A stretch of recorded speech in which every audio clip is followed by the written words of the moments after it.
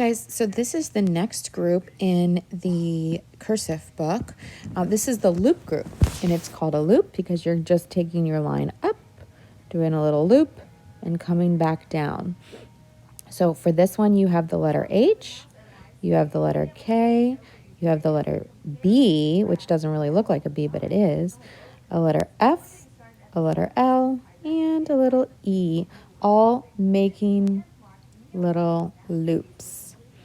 All right, so the first letter is the letter H, and this starts out with the loop. So you start with your pencil down at the bottom line. You go up all the way into the sky to the very top line, loop it around backwards. You're taking the loop back, and then you're going back down to the ground.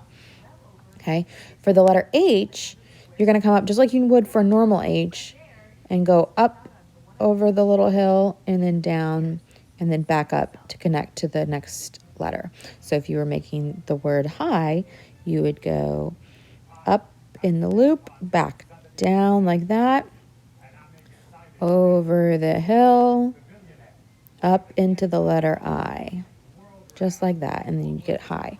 So remember, up to the clouds with the loop, back down, around like that. Okay, that's the letter H. Next letter is letter K, which starts with the same loop. You go down at the bottom, you go up into the sky, loop back, and then come back down to the ground. Go forward, just kind of like you're making an R. It's like a little capital R under the dotted line. So on this page, they have you starting with the H, and then you can go into the K, which is the loop, back down, and then almost a capital R down below the line. So remember those loops. When you do those loops, you go forward and then go back. You loop backwards like that to go down. And then you can make that little capital R. All right, the next letter is B. Now, this is a funny one because it really doesn't look like a B. It looks a lot like an L, which will do.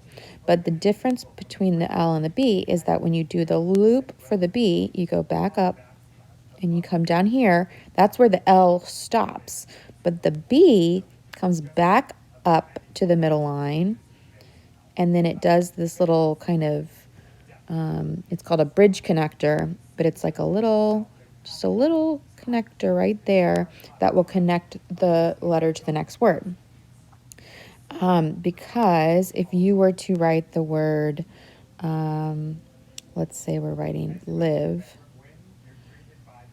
see, the L just goes right into the I. But if I'm writing the word bid with a B, I need to make sure I have the connector like that to go into the I. Actually, I don't think that one is right. I think it would go, let me try that one again. I think bid would go B-I-D. Yes. So here's the connector into the I, and it goes like that. There we go. That's right. But you need this connector right there in order to show that you need this connector right here to show that it's a B. You really have to have that, or it looks like an L instead. All right, your next letter is an F. This one goes the big loop all the way up, goes all the way to the ground, all the way underground, and then loops forward, just like that. So the top loop loops back, the bottom loop loops forward. So you have to go start at the bottom, go up just like all the other loop group letters, backwards, down to the line, go all the way down underground, and then bump out the loop in front. Now, some of these letters in the book are very thin.